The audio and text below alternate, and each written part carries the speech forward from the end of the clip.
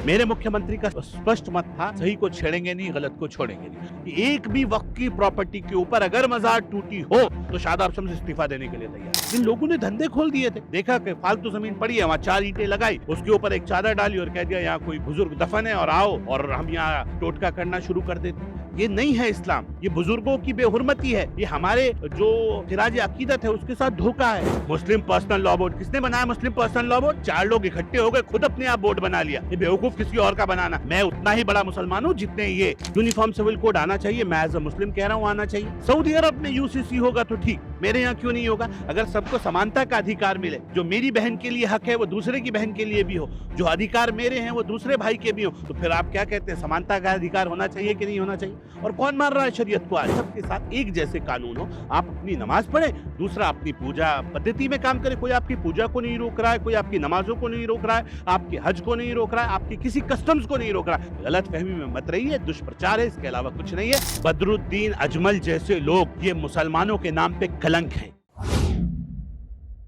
उत्तराखंड के वक्फ बोर्ड की प्रॉपर्टी को लेके तमाम जो वक्फ की जायदाद है, वक्फ बोर्ड के जो चेयरमैन है वो मुंबई दौरे पे है और ये कोशिश करी जा रही है कि वक्फ बोर्ड की प्रॉपर्टी उत्तराखंड में कैसे डेवलप की जाए। हमारे साथ वक्फ बोर्ड के जो चेयरमैन शम्स जी है वो खुद ही मौजूद है, उन्हीं से जानते हैं कि मुंबई दौरे का इनका क्या मकसद है। देखिए, वक्फ बोर्ड उत्तराखंड की जिम्मेदारी मेरे पास है और मुझे लगा कि अभी तक हमारे यहाँ वक्फ बोर्ड की जिम्मेदारी कांग्रेस के पास रही है। जब से उत्तराखंड बना है उन्हीं के पास थी अमूमन। तो हमें लगा कि हमें कुछ अलग करना चाहिए। वक्फ के पास प्रॉपर्टीज़ हैं और एक लैंड बैंक है, तो उसे डेवलप करें, और डेवलप करेंगे तो वो वक्फ बोर्ड यतीमों का, मिस्कीनों का, बेवाओं का हक है, और उस पैसे को उस प्रॉपर्टी से जो पैसा आए उसे लोगों की खिदमतों में लगाया जा सके, अपने बच्चों की एजुकेशन पे लगाया जा सके। मैं लखनऊ में घूम रहा था, अचानक एक शेर बन गया, हमसे अपने हुए हैं दूर, चलो यूं कर लें, आओ इस कौम के बच्चों को पढ़ाया जाए। मुझे लगता है कि एजुकेशन ही वो रास्ता है जिससे कामयाबी मिल सकती है। और मेरे नबी के ऊपर तो पहली आयत नाजिल हुई, इक़रा इक़रा बिस्मि रब्बिकल लज़ी खलक़, पढ़ो। तो पढ़ाना है कौम को, और इसलिए मेरा मानना है कि हम कौम को पढ़ाएंगे, और उसके लिए फाइनेंस चाहिए, फाइनेंस के लिए प्रॉपर्टी का डेवलपमेंट चाहिए, और प्रॉपर्टी डेवलप होगी तो मुझे लगता है कि फाइनेंस भी आएगा, मेरा स्टेट मजबूत होगा। और मेरे युवा मुख्यमंत्री पुष्कर सिंह धामी ने अभी ग्लोबल इन्वेस्टर समिट कराई, जिसमें उन्होंने ये आह्वान किया कि हम बाहर से इन्वेस्टर्स को बुला रहे हैं और उत्तराखंड को डेवलप करने में लोगों का योगदान ले रहे हैं। तो हमें लगा कि मुंबई क्योंकि हमारी आर्थिक राजधानी है, तो यहाँ पे तमाम पैसे वाले लोग हैं, तो हमने कहा कि कुछ लोगों से, कुछ इन्वेस्टर्स से हम भी मिलें, और जो मुस्लिम समाज के हों उनसे मिलें, जो वक्फ में अपना इन्वेस्टमेंट कर सकें, और उनके साथ मिलकर हम कुछ बेहतर कर सकें। हम अच्छे हॉस्पिटल्स बना सकें, कुछ एजुकेशन सेंटर्स बना सकें, जिससे आवाम को फ़ायदा हो, उत्तराखंड के लोगों को फ़ायदा हो, आने वाले टूरिस्ट को फ़ायदा हो।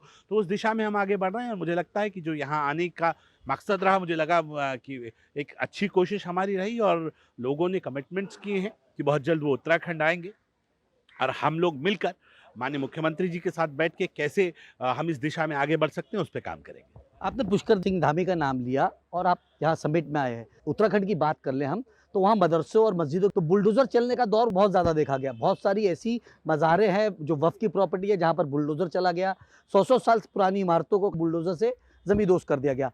मुझे लग रहा है कि बहुत सारे लोग, क्योंकि ज़्यादातर मुस्लिम समाज के लोग कांग्रेस में, अन्य दलों में हैं जो अपने आप को मुसलमानों का रहनुमा बताते हैं, इसलिए दुष्प्रचार करने के माहिर हैं। उन्होंने पीएचडी की हुई है दुष्प्रचार करने में।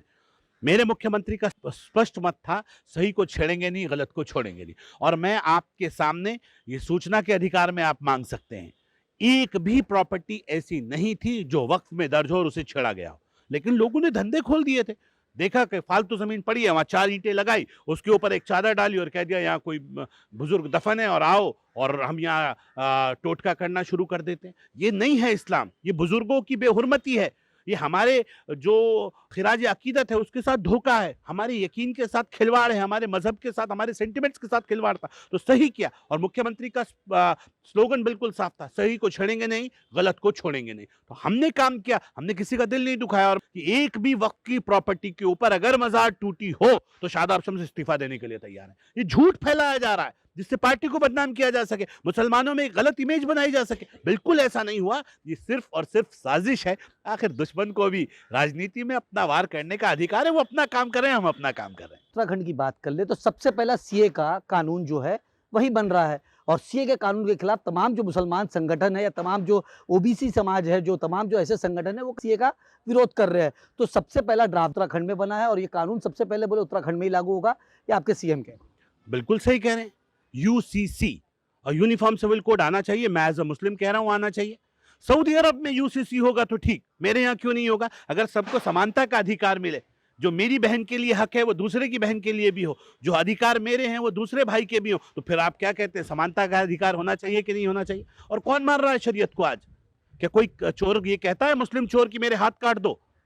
क्या कोई कह रहा है कि मेरे से गलती हो गई है, मुझे कंकर मार मार के मुझे संसार कर दो? कोई कहता है? ये क्या बात हुई? चोरी करो तो कहो आईपीसी, और मामला पकड़ा जाए, दूसरी शादी करनी हो तो कहो नहीं शरीयत मानूंगा। ये नहीं चलेगा।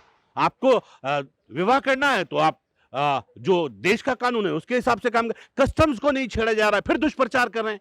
आपको निकाह करेंगे, आप उस निकाह को रजिस्टर्ड कराना पड़ेगा। जो फेरे लेगा उसे अपने फेरों को रजिस्टर्ड कराना पड़ेगा, यानी कि मैरिज को रजिस्टर्ड कराना। देश के कानून को मानेंगे।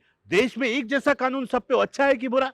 आप तो कहते हैं बहुसंख्यकों के साथ अल्पसंख्यकों के साथ नाइंसाफी होती है, बीजेपी सरकारों में अन्याय होता है। हम राम राज्य लाने की बात कर रहे हैं। ईमानदारी बरतेंगे सबके साथ। जो कानून हिंदू के साथ होगा वही कानून मुसलमान के ऊपर इंप्लीमेंट किया जाएगा। तो इससे बुराई क्या है? यूसीसी आता है तो सबके लिए एक समानता का अधिकार होगा। ये थोड़ी चलेगा कि एक आप मेहर बंधवाओ नहीं और कहो 100 रुपए दे के मैं तुझे तलाक देता हूं, जा हो गया शरीयत। ये अन्याय है बहनों के साथ। बेटियों को हक दे नहीं रहे हो, शरीयत की बात करते हो। बेवकूफ बनाना बंद कर दो। मुसलमान जाग रहा है, पढ़ा लिखा समाज आगे आ रहा है। ये बेवकूफी बनाने के झंझट से बाज आना चाहिए। शरीयत की आप बात कर रहे हैं। हिंदुस्तान के मुसलमानों को सऊदी से तो कोई मतलब नहीं, क्योंकि सऊदी की शरीयत है, सऊदी का अलग कानून है। हिंदुस्तान एक जमहूरियत मुल्क है। हिंदुस्तान के अंदर 70-75 सालों से जमहूरियत चल रही है। आप यूसीसी की बात करते हो, जैसे आपने कहा कि शरीयत के अंदर बहुत सारी चीज़ें हैं, तो उस शरीयत के अंदर दखल अंदाजी कैसे नहीं होगी जब यूसीसी आएगा तो? नहीं, शरीयत के अंदर कोई दखल अंदाजी नहीं हो रही। अगर होती तो मुझे बताइए कि अमेरिका में हुई है, क्या यूके में नहीं हुई है? जब यूके में यूसीसी है, अमेरिका में यूसीसी है, सारी डेवलप्ड कंट्री में यूसीसी है, तो मेरे मुल्क में क्यों ना हो? क्या हमें पीछे ही रहना है? हम विकासशील ही बने रहेंगे, हम विकसित देश नहीं बने? सब जगह एक सिस्टम होता है। पासपोर्ट में कितनी बीवियों के नाम लिखवाएंगे? 4 के। पासपोर्ट में एक पत्नी का नाम होता है, जो आपकी वैध पत्नी है उसका नाम पासपोर्ट में आ जाएगा। हम ये कह रहे हैं कि आपके कस्टम्स को छेड़ा नहीं जा रहा है, धर्म के साथ छेड़छाड़ नहीं कर रहा है, लेकिन उस चीज को बेहतरी की तरफ लाने की कोशिश करें। सबके साथ एक जैसे कानून हो। आप अपनी नमाज पढ़ें, दूसरा अपनी पूजा पद्धति में काम करे। कोई आपकी पूजा को नहीं रोक रहा है, कोई आपकी नमाजों को नहीं रोक रहा है, आपके हज को नहीं रोक रहा है, आपकी किसी कस्टम्स को नहीं रोक रहा है, लेकिन दुष्प्रचार कर रहे हैं। मैं फिर ये कह रहा हूं, गलत फहमी में मत रहिए। दुष्प्रचार है, इसके अलावा कुछ नहीं है। हम राम राज्य लाना चाहते हैं, हम ईमानदारी लाना चाहते हैं। राम राज्य का मतलब क्या होता है? हक की बात होगी। एक जो निम्न दर्जे का व्यक्ति है उसकी भी आवाज को सुना जाएगा, किसी की आवाज को दबाया नहीं जाएगा। इसलिए मैं कह रहा हूं, बड़ी ईमानदारी के साथ हम आगे बढ़ रहे हैं। हमारी नियत लोगों को साथ लेके चलने की है। लोगों का काम है, जो मुस्लिम पॉलिटिक्स करते हैं, अपीजमेंट की पॉलिटिक्स करते हैं, उनकी दुकानें बंद हो रही है इसलिए फड़फड़ा रहे हैं, इसके अलावा कुछ नहीं है। उत्तराखंड के अंदर यूसीसी जो कानून बन रहा है, जिसको लेकर तमाम तरीके के जो विवाद है, उत्तराखंड के पुष्कर सिंह धामी जी ने, कोई भी ऐसा मुस्लिम संगठन नहीं है जिनसे बुला के बात करके राय मशवरा किया हो। चाहे मुस्लिम पर्सनल लॉ बोर्ड की बात कर ले, चाहे जमीयत उलमा हिंद की बात कर ले, ऐसे कोई भी बड़े संगठन के साथ आप कोई भी जब कानून बनाते हैं, तो कानून बन रहा है तो कुछ ना कुछ वो स्कॉलर्स को बुला के बैठ के बात की जाती है। लेकिन पुष्कर सिंह धामी जी सीधे कह रहे हैं कि हम किसी को बुलाएंगे नहीं, लेकिन एक कानून जो आपके ऊपर थोपा जाएगा। ये ठेकेदार हैं क्या कौम के? मुस्लिम पर्सनल लॉ बोर्ड किसने बनाया? मुस्लिम पर्सनल लॉ बोर्ड 4 लोग इकट्ठे हो गए, खुद अपने आप बोर्ड बना लिया।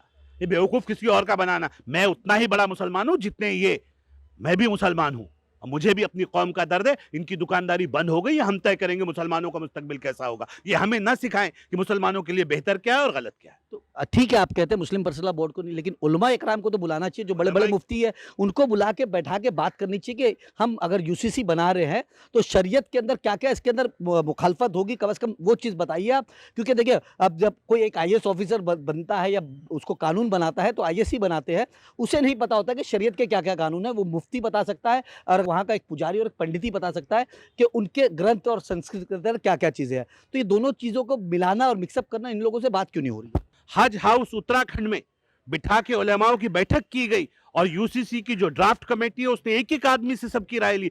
सब कुछ पूछ के कर रहे हैं, लेकिन ये जो बड़े अपने आप को समझते हैं और बनते हैं, इनकी दुकानें बंद हो रही है इसलिए फड़फड़ा रहे हैं। कुछ नहीं है। मैं ये आपसे वादा कर रहा हूँ, यूसीसी में कोई भी नेगेटिविटी नहीं है। सबके साथ बैठकर, सबकी राय मशवरे के साथ एक कानून बनेगा और इंशाल्लाह ऐसा कानून बनेगा कि मुसलमान भी खुश होंगे और सब खुश होंगे। हम सब लोग मिलके आगे बढ़ेंगे। ये सिर्फ सियासत है सरकार, इस पे भेदभाव वाली राजनीति, नफरत की राजनीति कांग्रेस और अन्य दलों से कह दीजिए। बहुत कर ली मुस्लिम पॉलिटिक्स, बहुत गुमराह कर लिया इस कौम को। अब बस करो भाई, कहाँ लेके जाओगे? गर्त में तो ले आए हो आप। सच्चर कमेटी की रिपोर्ट आई, मुसलमानों के हालात दलितों से बदतर हैं। करने वाले कौन? सरकारें किसकी थी? कह रहे ये बच्चा कमजोर रह गया। अरे खिलाने पिलाने की जिम्मेदारी तुम्हारी थी, बच्चा कमजोर रह गया तो जिम्मेदार कौन होगा? आप लोग जिम्मेदार हैं। ये मुस्लिम पॉलिटिक्स करने वाली वो पार्टियां जिम्मेदार हैं जो हुकूमत में रही, मुसलमानों को बेवकूफ बना के सिर्फ वोट बैंक की तरह इस्तेमाल किया। आज एक पार्टी आई है जो ईमानदारी से सबको एक निगाह से देख रही है। हम हिंदू मुस्लिम में नहीं देखते, हम हिंदुस्तानी में देखते हैं। हम वो भारतीय होगा उसे एक भारतीय की तरह देखते हैं। हम मजहब में लोगों को नहीं ढूंढते, हम देश में लोगों को ढूंढते हैं, एक देश समझते हैं और एक माला की तरह पूरे देश को पिरो के चल रहे हैं। ये नफरतों की राजनीति कांग्रेस और अन्य दलों से कह दीजिए। मुसलमानों के नाम पे उनका वोट बैंक की पॉलिटिक्स करना बहुत हो गया और मुस्लिम समाज भी जाग रहा है, तुम्हारे चुंगल से बाहर आ रहा है। बहनें समझ गई हैं 3 तलाक का कितना फायदा हुआ, कितनी गिरावट आई है उस 3 तलाक के मामले में जो कुप्रथा बन गया था। आज उन बहनों को एक शेल्टर मिला है कि एकदम से कोई 3 तलाक देगा तो दिक्कत हो जाएगी तुम्हारे लिए, तुम्हारे खिलाफ कार्रवाई करेंगे। तलाक हसन है, तलाक एहसन है, तलाक बिदत पे ही क्यों आते हो ये समझना पड़ेगा। वक्त दो, मौका दो, चीजों में सुधार आएंगे और उसके जिम्मेदारी उलेमाओं की भी है। 3 तलाक याद रहे और 100 कोड़े भूल गए। जो 3 तलाक याद रखाने वाले लोग जो अपने आप को बड़े उलेमा कहते थे, वो ये बताएं जब हजरत उमर ने 100 कोड़े 3 तलाक के साथ जोड़े थे, वो 100 कोड़े रास्ते में कहाँ रह गए? वो हिंदुस्तान क्यों नहीं पहुंचे? राम मंदिर को लेके 22 तारीख को जो ओपनिंग है उसको लेके कहीं ना कहीं मुसलमान जो है काफ़ी ज़्यादा डरा हुआ भी है, क्योंकि बदरुद्दीन अजमल का स्टेटमेंट भी आया कि आप 22 तारीख से पहले सफ़र ना करें। अब बीजेपी के प्रवक्ता भी है, किस तरीके से इसको देखते हैं और राम मंदिर का जो उद्घाटन होने वाला है 22 तारीख को, उसको लेके क्या सोचते हैं? बदरुद्दीन अजमल जैसे लोग ये मुसलमानों के नाम पे कलंक हैं। मुसलमान जो खुदा के अलावा किसी से नहीं डरता, उसे डरा रहे हैं। राम मंदिर बन रहा है, तुम बाहर मत जाना, तुम घबराओ। क्यों घबराओ? अपने मुल्क में रह रहे हैं मुसलमान, खुशी खुशी राम मंदिर बन रहा है। मुसलमान भी, मेरे भाई के घर में जश्न है, मेरे पड़ोसी के घर में जश्न है, वो उसके जश्न में मैं शामिल होऊंगा, उसकी खुशी में मेरी खुशी शामिल होगी। दर्द होगा उसे दबा के खुशी में शामिल होंगे। ये घटिया पॉलिटिक्स करने वाले लोग जो मुसलमानों को बांटने की राजनीति कर रहे हैं, डराने की राजनीति कर रहे हैं, यही तो किया इन 65-70 सालों में। मुसलमानों को डराया और वोट लिया, डराया और वोट लिया। अरे क्या कहा भगवान राम के बारे में? है राम के वजूद पे हिंदुस्तान को नाज, अहले चमन समझते हैं उनको इमाम हिंद। इमाम हिंद का खिताब है, हिंदुस्तान का पहला इमाम भगवान श्री राम को लोग मानते हैं, मुसलमान मानते हैं। क्या बात कर रहे हो? किसे अफसोस हो रहा है? इन पॉलिटिशियनों को अफसोस हो रहा है जिनकी दुकानें बंद हो रही हैं। मुसलमान बड़ी ईमानदारी के साथ अपने हिंदू भाइयों के साथ खड़ा है, कोर्ट के जजमेंट से ईमानदारी के साथ राम मंदिर तैयार हो रहा है। सब लोग मिलकर ईमानदारी के साथ उसके साथ। मैं ये मानता हूं कुछ लोगों को तकलीफ होगी कि भाई हमारी मस्जिद शहीद हुई थी। अब तकलीफ का दौर नहीं है, अब तो तकलीफ को दबाते हुए छोड़ो कल की बातें, कल की बात पुरानी, नए दौर में लिखेंगे हम मिलकर नई कहानी, हम हिंदुस्तानी। इस सोच के साथ आगे बढ़ना पड़ेगा। हम भारतीय हैं, एक दूसरे के दुख में और एक दूसरे के सुख में खड़े होंगे और इंशाल्लाह मुझे उम्मीद है आने वाला वक्त हमारा होगा। ये घटिया पॉलिटिक्स करने वाले लोगों को हिंदुस्तान की आवाम नकारेगी और आने वाला वक्त हमारा होगा। हम विश्व गुरु बनेंगे और हिंदुस्तान का मुसलमान उस विश्व गुरु बनने में एक बहुत इंपॉर्टेंट भूमिका निभाएगा। अब हिंदुस्तान का मुसलमान एपीजे अब्दुल कलाम साहब के रास्ते पे चलेगा और देश को, मां भारती को विश्व गुरु बनाने में सहयोग देगा।